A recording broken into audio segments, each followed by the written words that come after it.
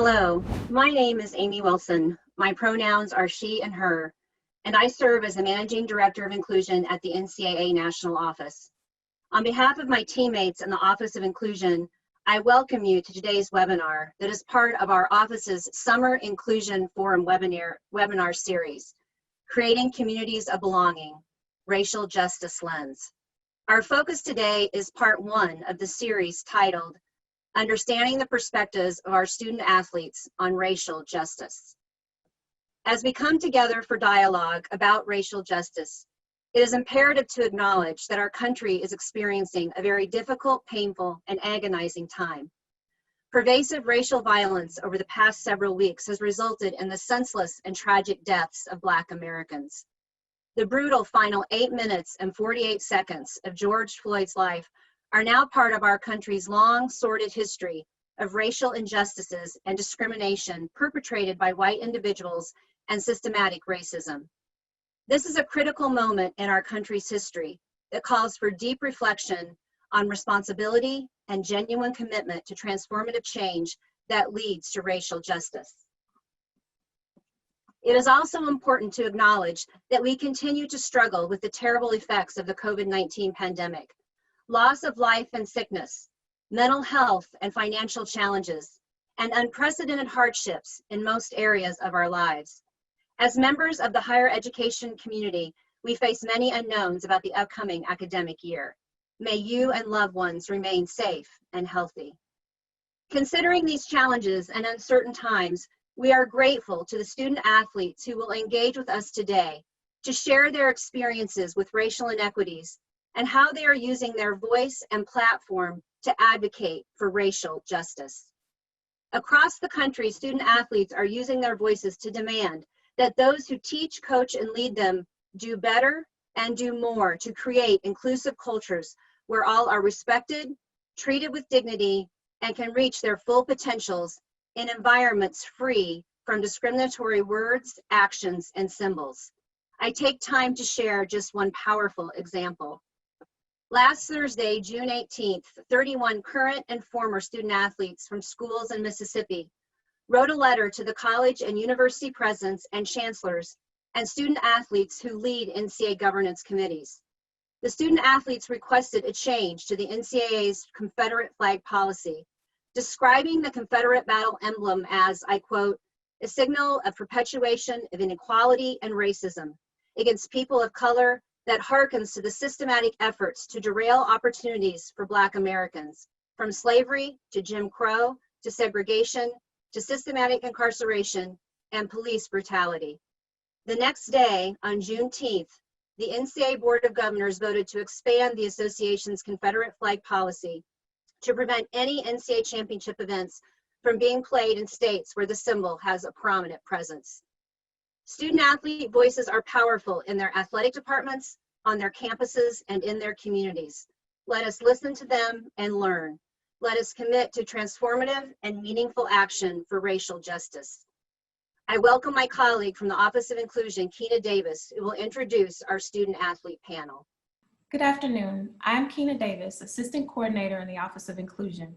Today's panel will be moderated by my colleague, Naya Blair-Hackworth. Naya is the Director of our Race, Ethnicity, and Disability Efforts in the Office of Inclusion. Now it is my pleasure to introduce our amazing panel of student athletes. Our panelists today are Josiah Hall, Braley Keller, Devin Norwood, Mackenzie Mack O'Neill, and Taylor Wilson. Josiah Hall graduated from the University of Wyoming with a double major in Communications and American Studies. Josiah walked on the University of Wyoming's football team in 2015 and was voted a team captain his senior year in 2019. He was also a member of the Lambda Pi Eta Honors Program for Communications. Josiah is currently pursuing his master's in counseling at the University of Wyoming. Braley Keller graduated from Nebraska Wesleyan University with a major in mathematics with a secondary education endorsement. Braley is a former football and swimming student athlete. He is currently pursuing a graduate degree in intercollegiate athletic administration from the University of Nebraska-Lincoln. Braley is also the Division III SAC chair. Devin Norwood. Devin committed to UNC Charlotte to run track for 2 years. He transferred his junior year and is currently a redshirt senior for the men's basketball team at Fayetteville State University, majoring in communications. Devin is the SAC Vice President and the SAC Southern Media Coordinator. Mackenzie Mack O'Neill attends Missouri Western State University, where she is majoring in nursing. Mack is a member of the women's soccer team and serves as team captain. She is also the MWSU SAC Vice President, MIAA SAC President, MIAA representative on D2 National SAC, Vice Chair D2 National SAC, and a Team Impact Fellow. Taylor Wilson. Taylor attends the University of Maryland College Park, where she is majoring in kinesiology. She is a member of the softball team. Taylor is a member of the Gossett Fellows program and has served on SAC as both a team representative and executive board member. Taylor also serves as a student athlete representative on the Big Ten Anti-Hate and Anti-Racism Coalition. I now present to you Josiah Hall, Braley Keller, Devin Norwood, Mac O'Neill, and Taylor Wilson. Thank you, Keena, and thank you to our panelists. Looking forward to a great conversation today. So it's a pleasure to have you all to be a part of our panel, and we want to thank you in advance, not only for your time, but more importantly, for using your voice to educate and inspire us all. So let's get started. Many of us are having individual and collective conversations around racial injustice due to either being exasperated, tired, or disheartened by the continued and yet recent killings of Black Americans, particularly those who have garnered national attention: George Floyd, Tony McDade, Ahmaud Arbery, and Breonna Taylor, as well as many others. So my first question to the panelists is, how are you currently feeling and coping with the racial injustice in this country, particularly the recent killings of the individuals I just mentioned, and how did it impact, or how is it currently impacting your team? I'll go ahead and start. If we're being very honest here, I felt extremely overwhelmed in the last weeks, and it goes without saying, but I, like many others, have been terribly heartbroken by the news of the recent killings. And the worst part with it too is that it's not even news at all. This has been something that's been a part of our country for so long, and it's finally resurfacing within discussions around this country. And again, it is heartbreaking, but I am encouraged by discussions like this and opportunities to move forward. I'll go next. So how I feel about what's going on now, I feel I'm in disbelief. I'm disgusted. I am not really pleased with what's going on, honestly. And it's sad and it's sickening that it has to come to this point where we have to realize that Blacks need right too. So I'm also scared. Not only I'm confident in myself and everything that I do and all the work that I have done throughout my community. I'm very confident that I can lead them to the top. However, I have to watch myself, especially as a Black student athlete, because I just got a message from a godfather of mine telling me that the KKK are starting rallies in these certain states. And I'm from North Carolina, and that's one of the states. And I also go on with Alabama, South Carolina, Florida, Georgia, Illinois, Kentucky, Mississippi, and Texas. So for any of my Black student athletes or Black students or any Black people that are out there, just watch your back, because things are starting to turn. We're starting to realize that this is bigger than us. And I'm glad I'm a part of it. I'm going to keep being proud. I'm going to keep my head up for my community. While I know I lead with a lot on my back, I continue to keep my head high and knowing the sky is the limit for me. Yeah, like Devin and Braley said, I'm hurt, I'm disgusted, I'm all of those things. And, you know, just to piggyback off of what they said, you know, I'm angry. And as a young Black man in this country who maybe thinks about having some kids someday, you don't want your kids to grow up in a world like this. The only thing that gives me some sort of comfort is the fact that this is the most momentum I think I've seen in my entire lifetime, as far as the discussion and the actions that are being taken by so many people across the country. So that's a little bit encouraging, but at the same time, it's inexcusable, and it's just upsetting. And so that's where I'm at, and pretty much just like everybody else. I agree with the other panelists. I am sick and tired and truly angry. Racism in this country is not new. The senseless murder and killing of Black people in this country is not new.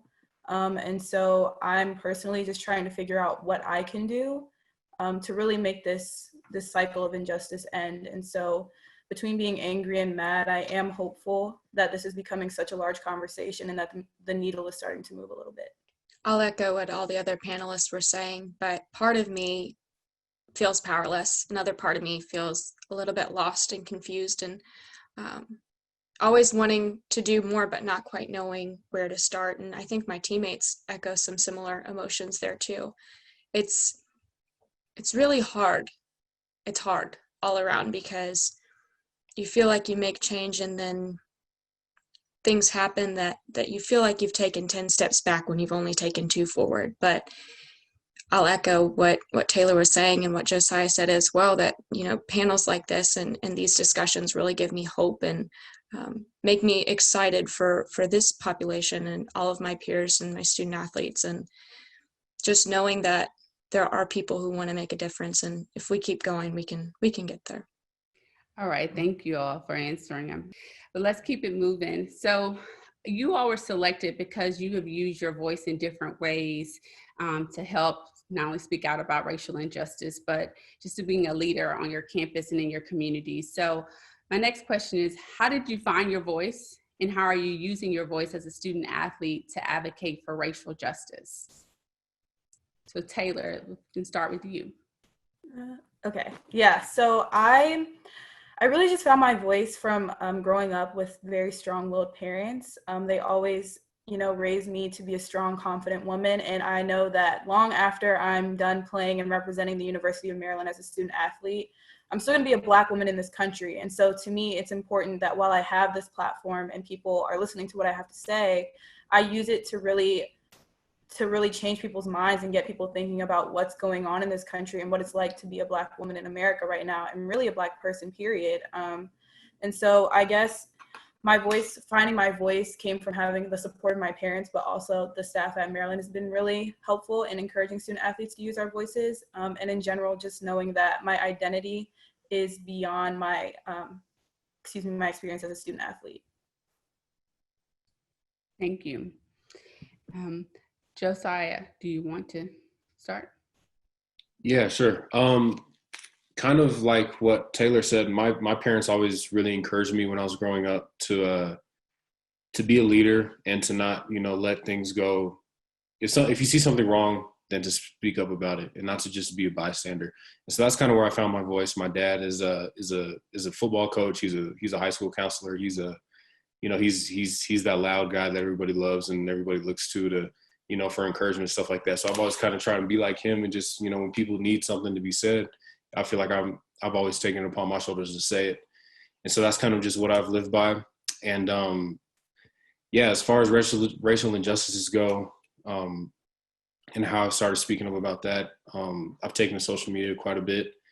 Just, I live in Wyoming, Wyoming's pretty white. And so it can be kind of intimidating to kind of stand out there, but there's got to come a point where, enough is enough. And so I've kind of reached that point.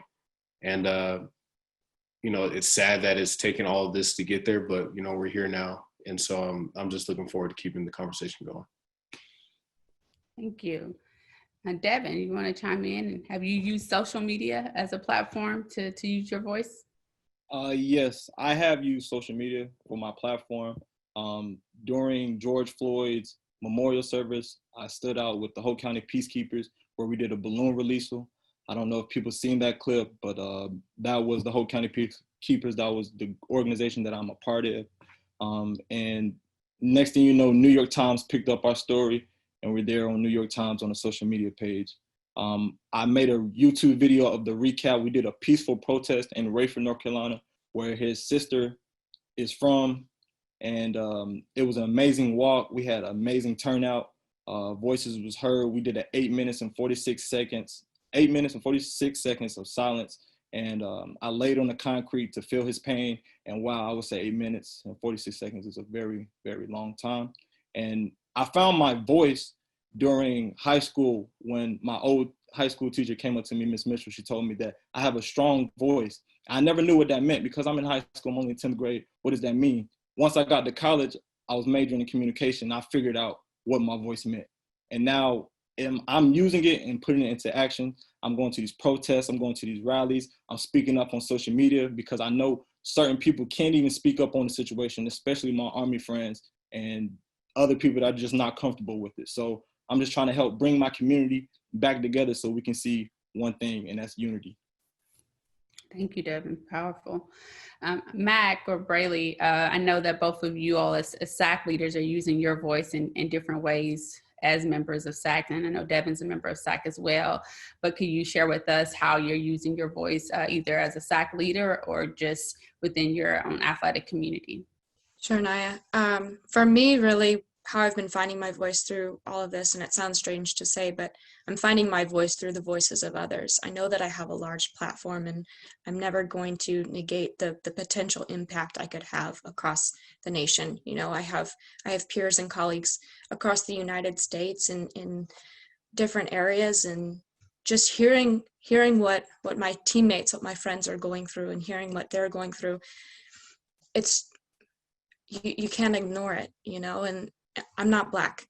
I will never know what my peers have to go through. But that being said, you know, I can't just sit back and or stand up and try and make my voice heard over everyone else's. I think we're a lot stronger when we stand together. And so I've been taking this time to reach out to my student athletes and hear their stories and hear their experiences and ask them what they want. What do they want to see? Because that's what's more important at this time.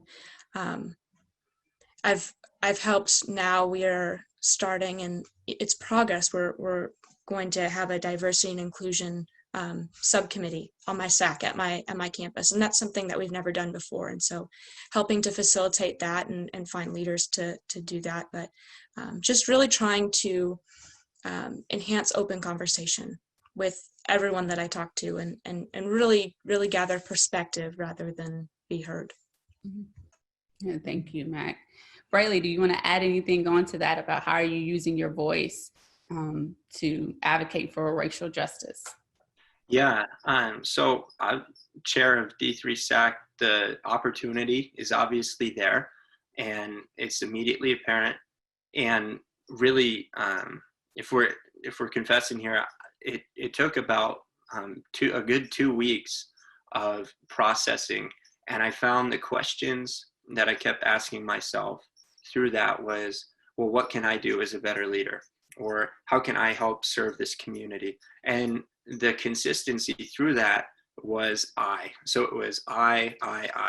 And I found that the minute I started looking outside of myself and what I could do, and looking outside of the ability that I had, and instead looking to my peers, coaches, ADs, and my awesome group of Division III national SACers, that's when we really started to see some progress and change. And kind of alluding to what Mac had mentioned, within D3 SAC, we had a roundtable discussion just a little over a week ago. And within that, we started by giving each member 5 minutes to say uninterrupted what they were going through. And this call ended up going not probably two hours or so. And through it, we were able to take steps and really write out where we are going to be going moving forward. We're going to revamp our diversity and inclusion subcommittee within SAC. We're going to be advocating for NCAA legislation. And again, most importantly, we're going to be modeling this from the top down, because we believe if we want to see any change happen in our small student athlete realm, we want to model that from the top down, beginning with national SAC. And And so really it is, like Max said, that strength and unity of moving forward, bringing up one another and bouncing off just our different strengths. Thank you. So you all mentioned some great points about what you're doing and how you found your voice and when you found your voice. So there are some student athletes who may be struggling to find their voice. So what advice do you have for those who want to make their voice heard, but they don't know how or where to start? And so I'll open it up for whoever wants to take it first. I'll take it first. What you can do is be confident and courage. And anything that you say, you have to stand on it. And you have to prove it too as well. But not only that, when you stand on what we stand for, you got to walk with us too, because it's not easy in our shoes. We can't put you in our shoes, but you can see what we do. You can walk with what they do. You can experience what we do. So just be confident. And if you're not the type of person that wants your voice heard, or you're not confident in talking, there's donations, there's petitions. You can sign petitions. You can donate to these organizations that are out here protesting for the rights and everything that you need. So that's what I will leave off with. Just be confident in what you stand for. I agree with Devin. Creating social change is not a one-size-fits-all effort. And so if you're just getting started, I definitely think you can lean into the student athlete community around you, or even the national student athlete community. I know I've gotten in contact with endless people on social media by just DMing them like, hey, I really like this information. Where'd you get this? What can I do to learn more about this that you're doing? And so, really educating yourself, because people are going to ask you to show your work. You can't just say anything and expect people to agree with you. So I think looking to your peers is a great way to start, because we're all in this fight together. And so even if you don't have that support at your school necessarily, I think looking at the bigger picture and maybe contacting other athletes or even peers that at different schools can be a great way to get started. If I might bounce off that too, I can't paint myself as some hero in the fight for racial justice, but I will say the best thing I think I've done, and the most well-received thing I've done, is simply listen. You might catch me taking some notes during this call, because I truly respect everyone on this panel and I want to learn from them. And I think you can hear it a lot. And speaking from my own perspective, I fell victim to this too, by the phrase like, well, I'm a white male, so I just can't understand.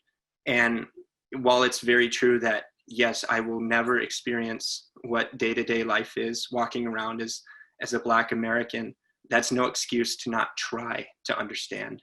Like I can listen, I can take notes, and I can hear. That's the most genuine, and in my opinion too, the easiest thing that we can do to take take progressive steps to move forward, is to hear the needs of those that we represent, those that are around us, and those that you care for. I agree with Braley, and to add on to that too, I would advise just start with a single conversation. You build your voice by building your knowledge and by building the community around you. The more people I meet, the more relationships I form, the stronger my voice becomes, and the more confident I am in my presence as well. But two, don't get discouraged if you feel there are times where your voice is not heard as loudly or as powerfully as you had expected that it would be. There's a quote I'm reminded of by Ralph Waldo Emerson, and it ends, "To know that one life has breathed easier because you lived here, that is to have succeeded." And I think that's something that's really important at this time, because just remember, someone's always listening, and your voice speaks louder than you could ever imagine. Making a change and making a lasting difference really starts with a single action. And if you focus on and prioritize the one, then you can slowly build and develop a culture that will last long after you leave. Thank you all. We're getting some questions in from the attendees. I want to divert a little bit and ask you, for those of you who are specifically active on your campus, what are some ways you shed light on specific racial inequalities on your campus? So what are some things that you're doing on your campus to shed light on inequalities? I'll say something. Okay. Honestly, I would say for my conference, the CIAA, especially Commissioner McWilliams, she has implemented diversity within her shows, Mac Attack. So talk show hosts where mostly student athletes, coaches, they come onto the show and we speak about what's going on basically in the world. And we can't really take it to our campus just yet because it's kind of like summertime for student athletes, and especially during this pandemic we're in.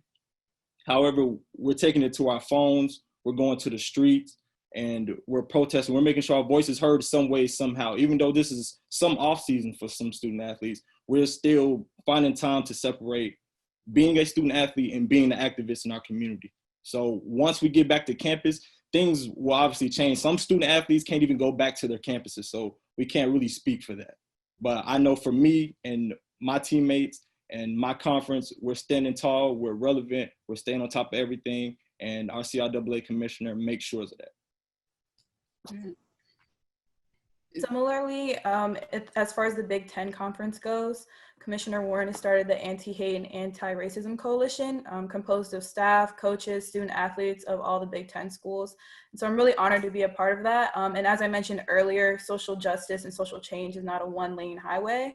And so we've really focused on voter registration and activating voters, specifically student athletes, which I think is a great step to take because, you know, some people are more comfortable protesting, some people are more comfortable demonstrating, but at the end of the day, we all have that right to vote.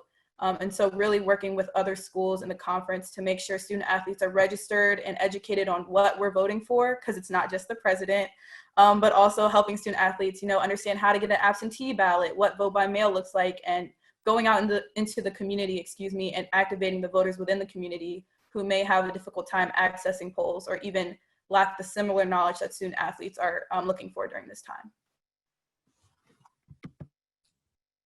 Thank you. So a lot of you are talking about what's happening or what will be happening. So what do you need? And I'll start with you, Taylor, since you just finished some remarks. What do you need to feel heard, supported, and empowered by your coaches, administrators, and athletic departments? That's a great question. And I think Maryland is doing a good job of listening to us. A lot of student athletes have either written spoken word or essays like myself. A bunch of athletes got together and created a video, and the athletic department has really made an effort to push those creations forward and really let the athletes' voices be heard. And I think they're doing a great job listening. And that's something I think is super important, especially at a predominantly white institution where most of the coaches and staff, et cetera, are white. And so really just listening to the voices of the student athletes and what they need. As far as what I need, I think I just need people to continue to educate themselves and continue to build that knowledge base and read and ask questions, listen to podcasts, have difficult conversations that are obviously uncomfortable but necessary. Thank you. Josiah, what about you?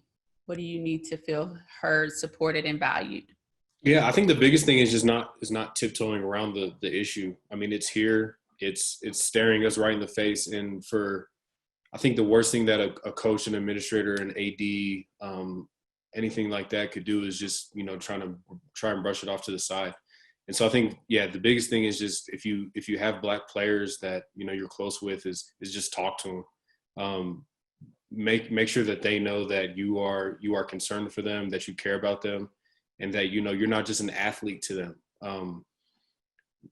You know, I think it's easy to get caught up in the athletics, and, you know, we get lost in the school and the sports and all that good stuff. We forget that, you know, people are people, and these athletes have feelings, they have lives, they have people that they care about. They might be going through something that you have no idea about away from the field or away from the classroom. So I think the biggest thing is just for administrators and coaches and people like that, just to let their players know that they care about them, and they're not gonna shy away from the topic. They're gonna attack it head on, and that's the only way that we're gonna get through this together. So. Thank you. So Taylor and Josiah, you both talked a little bit about coaches and administrators, but Devin, specifically, what do you think that coaches need to do to make sure that you, as well as other student athletes, are feeling valued, heard? The first step they can do is simply just call them and text them and check on them. That's the first step, because some athletes are not taking this as easy, and some athletes are probably scared.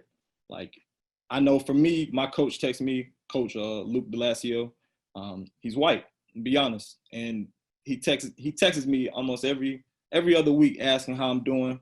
How's your day going? Are you okay? And I'll be honest with him. I'm telling him, well, Coach, now I'm battling this. I'm telling him about what's going on in the world. And he sits there and listens. He responds. It's not a long response, but it's short enough where he gets what I'm saying. And he keeps me pushing. So if these coaches just keep pushing their athletes to be great and giving them that confidence in them so they can be that voice, so they can be heard, then the sky's the limit, not only for that organization, but for the athletic department, because now they built that trust.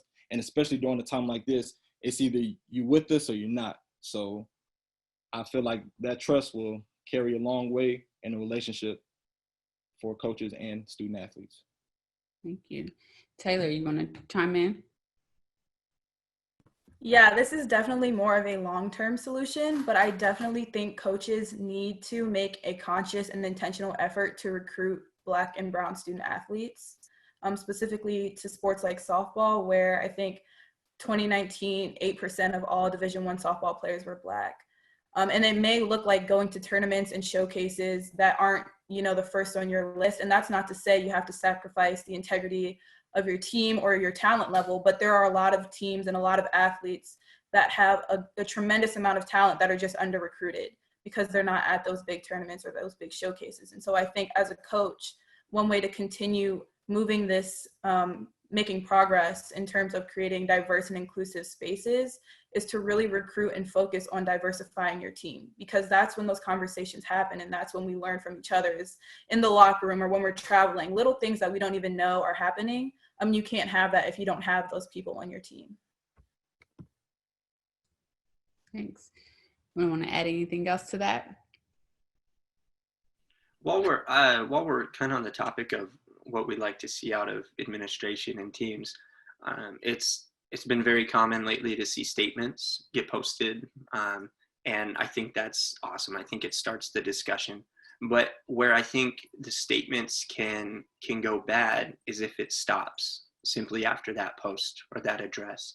And so really, I guess if there's one thing that I could ask out of administrators, staff, and coaches, is that there's follow through with it, and not even follow through behind the scenes. This isn't something that needs to happen behind the curtain.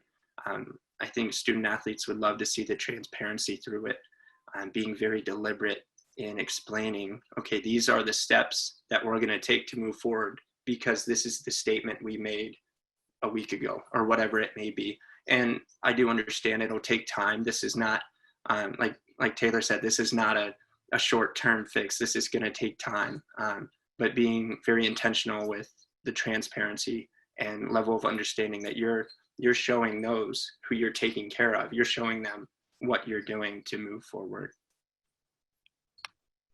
Thank you. So then what about coaches and teammates who are slow to change and are slow to learn about racial injustice and racism? They had the statement, but they're slow to actualize what that looks like. So what advice would you offer to those individuals? And we'll start with Mac. Do you have a thought? Yeah, absolutely. Thank you. For teammates and coaches who are slow to change, one thing, a common theme that I've seen is that hate is really bred through ignorance, through not knowing. And so part of that ignorance too is not willingness to listen. And so it's really hard to look someone in the face who you don't agree with and to say, I want to talk to you. I want to understand your perspective, because just as much as you would like to be heard, they would like to be heard as well. Like I said earlier, it starts with a single conversation, and this isn't something that's going to happen overnight. When you're trying to develop a culture and when you're trying to change a system that's not working, it takes time. And so having patience, understanding that at the end of the day, you may not agree with someone else and they might not agree with you, but having the courage and the respect to sit down with that person and have a conversation anyways shows your strength, shows your courage, and shows your desire to want lasting change and to change perspectives and change perception. Thank you. Devin, what are your thoughts? People may be a little slow to making these changes. What what advice or perspective would you give to them? The advice and I could give to them, honestly, what they can do is, or what I could do, I can teach them the way, and I can tell them what I know. I can say everything, and it's on them to listen and comprehend and understand what I'm going through and what I'm saying. And if they don't understand, then it's okay. I can leave that conversation knowing that I informed someone. I mean, it could have went in one ear and went out the other, but I know if he was in another situation and he had the information that I told him, for example, and he sees another athlete, let's say, and he's bad mouthing Black people, for example, and he realized, he come to his head like, wow, this is what I sound like, because he's not saying it. And he obviously, if he doesn't understand what I am saying to him, then it's gonna go in one ear and one out the other. So what you can do is just inform them. Not only that, you can take them under your wing, honestly. Like, you can show them around, maybe just for a day. I mean, it depends how they were raised too as well, because it's a generational thing. Because if they were raised to hate Black people, then they're not gonna give you the time of day, and I'm gonna be honest. But if they were raised in not even a Black community or have Black friends, because I have white friends as well, then they understand. They don't fully understand. They can't walk in our shoes, like Braley said, but they know and they see, they understand, they listen, and that's all we can really do. And also all we ask for is you just to listen to us. Thank you. So Devin, when you're talking about listening, I think that could be one form of allyship. So Josiah, what does allyship look like for you in your current environment? And what do you think others can do to become better allies? Yeah, thanks. I think one of my favorite things that I've seen kind of circling around on social media and what have you is, it's not enough just to be not racist. You have to be anti-racist. And that kind of, I never really thought about it like that. But as soon as I saw that, I was like, okay, that's what good allyship looks like. And to me, being anti-racist is you may see somebody, just saying something that could be just a little bit racist, and you stop, you step in and you stop it right then and there. Doing that, even if no one sees it, or nobody, takes a video and posts it, it still goes a long way, because in that moment you change somebody's way of thinking, hopefully. And I think that's one of the biggest things is if you're going to be an ally, you can't just be cool with, sitting on the sidelines and like, oh, I'm not being racist, so, I'm making the world a better place. No, you have to really stick up for yourselves and for minorities that and be anti-racist. And so I think that's the biggest thing, and that's one of my favorite things that I've seen kind of circling around. Thank you. Taylor, do you want to add anything on that of what does allyship look like and what could people do to become better allies? Yeah, I definitely think allyship looks like listening, but it also looks like amplifying the message of the community that you're acting as an ally for. And I think another thing to consider when we talk about allyship is the fact that allyship is a verb. And so that means actively doing things. Like, you can't be quiet and call yourself an ally. And in reality, it's not up to you to decide that you are an ally, right? So for me, as someone who's not a member of the LGBTQ+ community, I can't call myself an ally. That has to be done through my action and how I amplify what that community is trying to express. And so I think for me, looking at it from that perspective, the most important thing to do as someone who wants to be an ally is to read and listen and really learn and equip yourself with as many facts and knowledge as you can, so that when you're in a room with people who will listen to you as the ally, you can speak up and you can say what that community needs to be heard, because they're going to listen to you as someone who's not a member of the community that you're acting as an ally for. Thank you. Braley and Mac, you talked a little bit earlier about what it means to be an ally and some of the steps that you have taken, but what can others do to become better allies, Braley? Yeah, again, I think it goes back to just love and understanding. So if I'm not intentionally caring about those who I serve on the committee or student athletes or peers, whoever it may be, where will there even be any effort for me to become an ally if I don't love them, if I don't care for them? And even furthermore, if I don't understand where they're coming from, or if I'm not actively making an effort to understand where they're coming from, there's no way that you would be able to help field the needs that they have. And I love the word ally. I studied history in college, and when I think of ally, I think of alliances. And if you go back to that term in any world war, an alliance between countries, these are countries that if one of them goes to war, the other one's right next to them. And I think that is so applicable right now too. This is a serious fight. This is change that we are needing to make. And if you claim to be an ally, you better be ready to go to war with those who you're in allegiance with. Good point. So thinking about allegiance and being able to help fight side by side of the cause, what steps can coaches, athletic administration, and the NCAA National Office take to create and foster an inclusive athletic community where discrimination and bias are not tolerated? So I'll open it up to who wants to answer that first. I can start us off a little bit. When I was at convention, I was able to sit on an inclusion panel, and something that really changed my perspective and how I think about things was understanding your bias. Whether you realize it or not, everybody has it. And so I think the first step would be to inform people that you might have bias, and that's okay. But the important thing is that you understand that you have a bias, you understand that you have a certain perception, and you're taking the steps to understand why and how you can change that and how you can alter your thoughts to make it reflect in your actions. You know, talk to your friends, talk to your teammates. Don't be afraid to ask questions, to seek understanding. You know, it's okay to challenge statements, actions, or systems that you don't agree with, but it's also okay to be wrong and to change your mind the more you learn and encourage others to do the same. There's no pride or honor to be earned in ignoring your mistakes. We're not perfect, and there's always going to be something more to learn, but you know, to be a good ally and to be a good leader, and what student athletes need is to be humble and accept the fact that you can always be better. We can always be better. Thank you.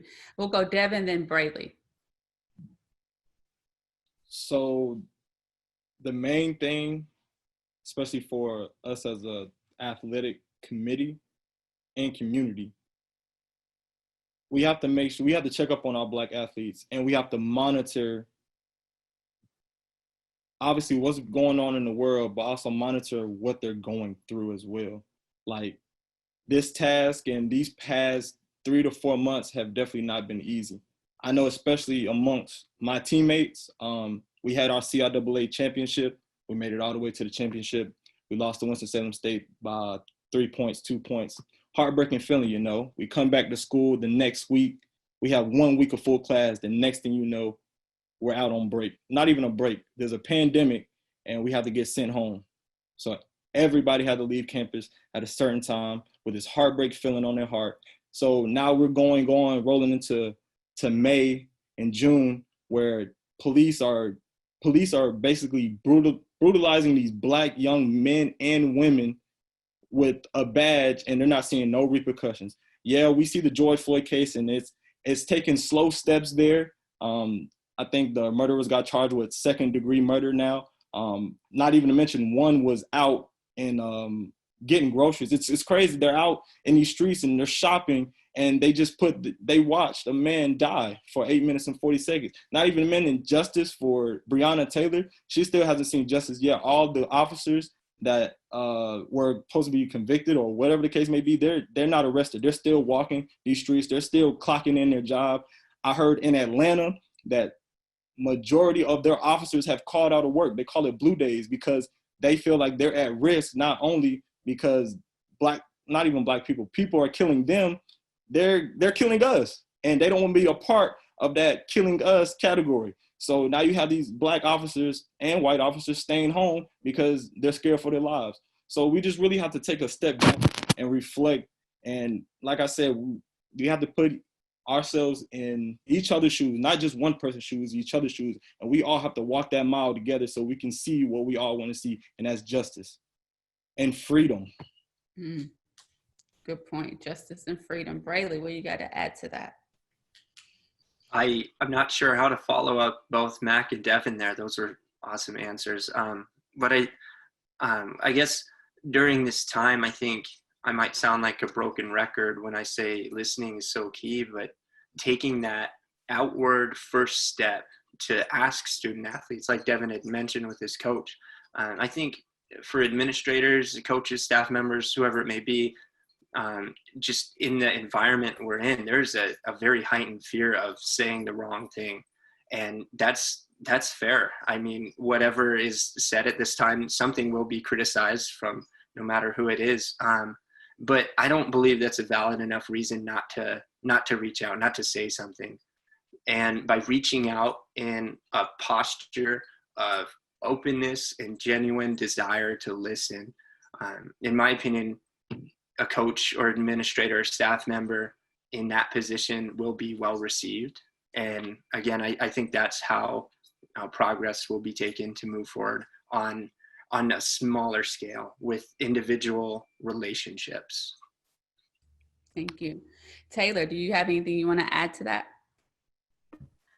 Yeah, I agree with everything everyone said. And I also think that in terms of the administrative level and really the national level, like I said earlier, just diversifying, the staff and the team and the coaches and everything, not just because it looks good or because diversity and inclusion is important, which it is, but because you eliminate blind spots and you create spaces for understanding and empathy and learning and all of those things that are so necessary to keep moving this needle, which I think we often overlook because we're scared to change things a little bit too much, or we like the way things are. And we're not saying that we should get rid of every white person in every position of power ever, but we're saying we need equal access and we need equal opportunity. And when there's a chance for talent to exist in a space, we need that talent there, especially if that face or people that look like them aren't traditionally in those spaces, because that just makes that organization so much more powerful. Thank you all.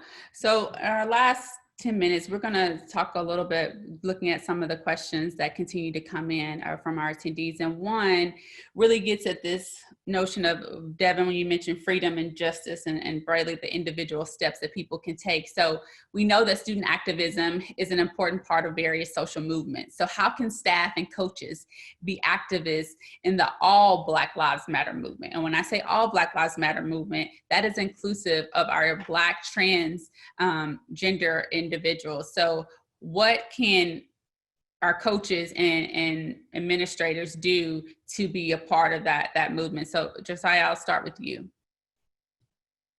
Yeah, I think the most important thing is for coaches and administrators to not be silent, and to really let their players know, and even let the public know that they support their student athletes and those movements.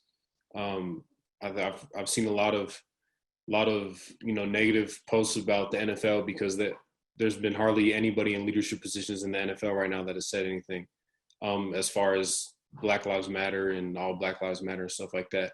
And they're receiving a lot of flack for that, while at the same time NASCAR has banned Confederate flags within a couple weeks. And so I think the most important thing for both the student athletes and for the coaches is for them to not be silent. Because if you're a student athlete, you want to play for somebody who has your back and isn't going to be silent in times of injustice.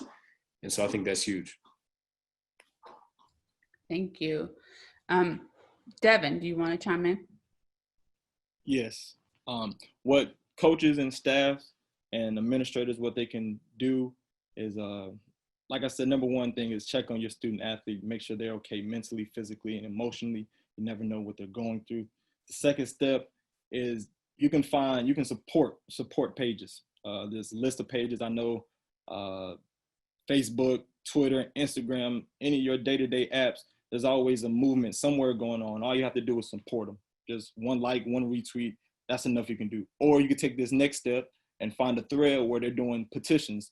Like where I'm from, well, I'm originally from Rayford, North Carolina, but where I live in Fayetteville, North Carolina, the slave house that's still up. They're doing they're doing a paying memorial basically around it because they want to tear it down, but we can't tear it down because obviously we don't have approval. And two, they tried to burn it down originally, but it's made of brick, so it's not going. It's not going to happen. Trying to burn brick down, so. They gated it off. They gated it all off. So all you have is all we're gonna do is do a mural for Black Lives Matter, and not after that, you can support your Black-owned businesses too as well. Those go a long way. You reach out to these Black CEOs, these Black entrepreneurs, these Black retailers, and you shop with them. And I mean, there might be some bad ones, you know, just do your research, ask a friend. This is the time where you reach out and ask for help. Not even help, just ask for recommendations. Just somebody to guide you into the direction of what you need, because it's a crisis, it's a pandemic, it's a race war, it's everything under the sun. And all we got right now is support. So in this time of matter, we need to support each other. Thank you. And so while our time is coming to an end, there's so many more questions and so much more advice that we would love to have from you all. And it's important to know for the attendees to be able to ask these questions and more to the student athletes on their campus and really listen, as you all have stated today. So my final question for you all, and I'll start with Matt, what gives you hope? It's a great question. This discussion right here, this gives me hope. Seeing everything that's happened on social media and how we've turned something so, I don't even have the words to describe how awful, you know, into something positive, into a movement, into a way that we can be better and that we can all benefit. That gives me hope. And I hope that this continues, and I will continue to pursue racial justice and social justice, and I hope that my fellow allies and colleagues choose to do the same. Thank you, Mac. Josiah, what gives you hope? I think what gives me hope is just seeing the diversity in people that are outraged. For the first time, I think, in a long time, it's not just Black people that are upset. Like I said, I live in Wyoming, and it's a lot of white around here, but there's people protesting downtown almost every day for the last couple of weeks, and it's been great to see, and it's been encouraging. But yeah, I think that's the biggest thing is it's not just Black people that are upset this time, and I think the momentum that we have right now is something that hasn't been seen in a long time, and so that's just giving me hope to just keep the fight going. So, thank you, Braley. Same question. What gives you hope? Well, first and foremost, my hope and strength is found in Jesus Christ, and being renewed by listening and loving and caring one another. It's so empowering, and it carries over to just looking at each of you on this panel. I see staff members and bright young adults and leaders who are truly so passionate and have a desire to be a part of change. Like Josiah said, this is not this is not something where it's only Black community speaking up on it. We're seeing people from across the country in so many different communities advocating for this. And while I wasn't alive in civil rights movements before, this is something that, like many people have said, it feels different. And I'm encouraged by that truly each day. Thank you, Braley. Next, we'll hear from Taylor and then Devin. What brings me hope is really the activation of so many groups of people, like Braley was saying. This is really unprecedented in terms of how many people have decided to take up this fight and really focus their efforts toward creating social change and social justice. And I'm also given hope by the increase in accountability across the board. I think whether you look in social media or in life, you see a lot of people and a lot of companies being held accountable for their actions and being demanded to do more. And so I really think that with this fight comes holding people accountable. And like Max said, it's okay to be wrong, but best believe you're going to be held accountable. And so you need to be prepared to learn and grow from that. Thank you. What gives me hope? First off, this gives me hope. This helps me with ease knowing that there are people listening to us and listening to our problem. And we're not the only ones that are facing it. What else gives me hope is my parents.